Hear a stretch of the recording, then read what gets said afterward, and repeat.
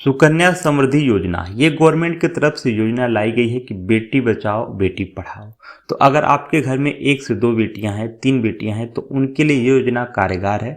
और कैसे आप कितना मंथली अपने बेटी के खाते में जमा करेंगे, जहां पर आपको गवर्नमेंट की योजना के तहत आपको लाखों रुपए मिलते हैं आपकी बेटी की जब उम्र यहाँ पे 21 वर्ष होती है या फिर 18 प्लस यहाँ पे होती है।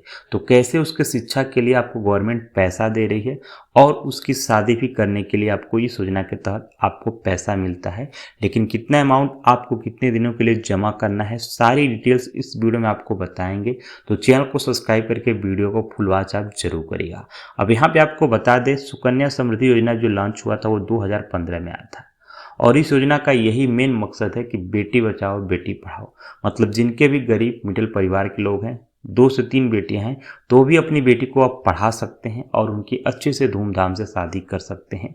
लेकिन इस योजना में कुछ उनके पिता को कुछ यहाँ पे पैसे जमा करने होंगे हर मंथ या फिर हर साल। कुछ भी अमाउंट आपको जमा करेंगे उसी के हिसाब से आपको जो है 8.2% के हिसाब से आपके पैसे का ब्याज यहाँ पे गवर्नमेंट देगी।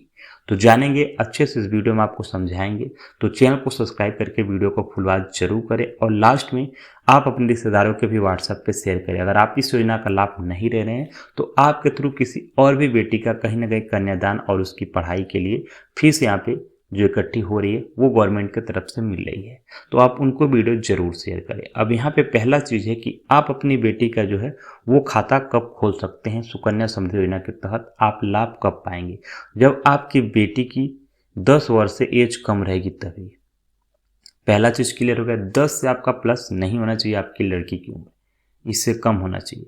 और उसके बाद देखिए आपको खाता किस में खुलाना, तो बेस्ट बैंक अभी सब लोग फिलहाल डाकघर, इंडियन पोस्ट मान रहे हैं। बाकी आप सभी ब्रांचेस में आप ये चीज़ें कर सकते हैं। SBI, PNB कोई भी बैंक है वहाँ पे सुकन्या समृद्धि योजना के तहत आप अपनी बेटी का अकाउंट खुला सकते हैं।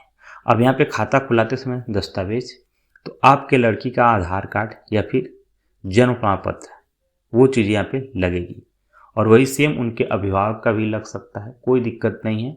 तो आप अपने माता पिता का भी उनके दे सकते हैं, दादा दादी का भी दे सकते हैं। तो आपका सिंपल सा जो है बैंक में अकाउंट खुल जाएगा।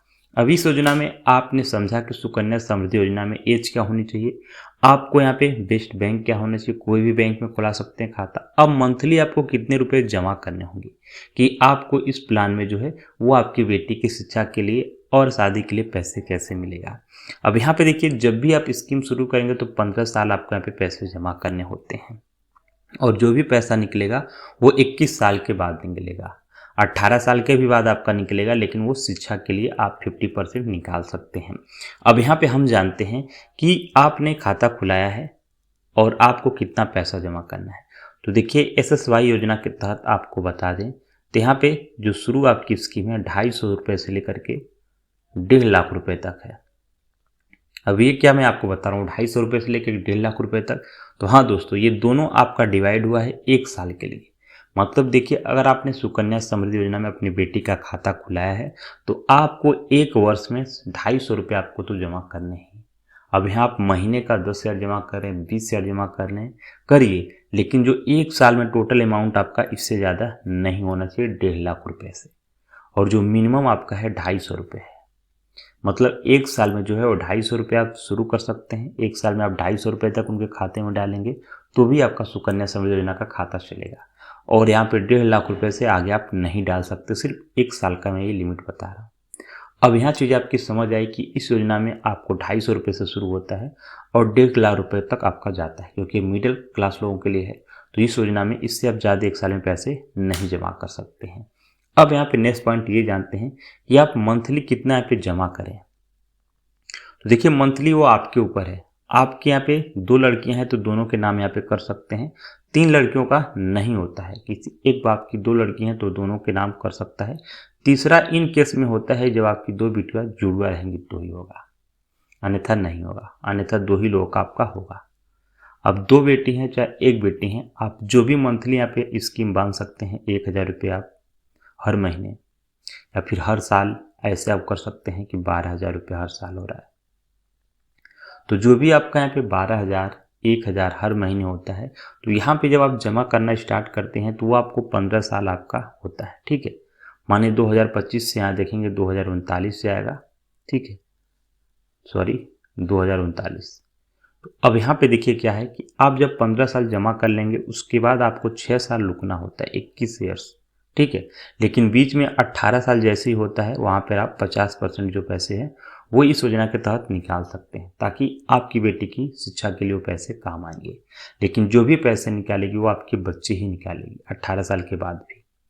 और यहाँ पे देखेंगे तो 21 साल के बाद भी वही सारा पैसा निकालेगी जिस बैंक में आप यहाँ पे सुकन्या समृद्धि योजना के तहत जमा करे होंगे।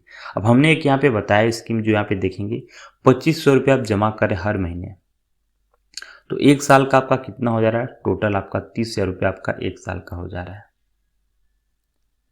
30,000 रुपये आपका एक साल का होता है, और ये आपका होता है जो 15 सालों में आपका 4.5 लाख रुपये होता है। और 4.5 लाख रुपए पर आपको जो गवर्नमेंट 8.2 के हिसाब से आपको जो ब्याज दे रही है वो दे रही है 9.5 लाख रुपए, 9 लाख समथिंग आपका दे रही है। 9 4 13, 13.5 लाख रुपए आपके यहाँ पे हो जाएंगे आपकी बेटी की एज 21 होते होते।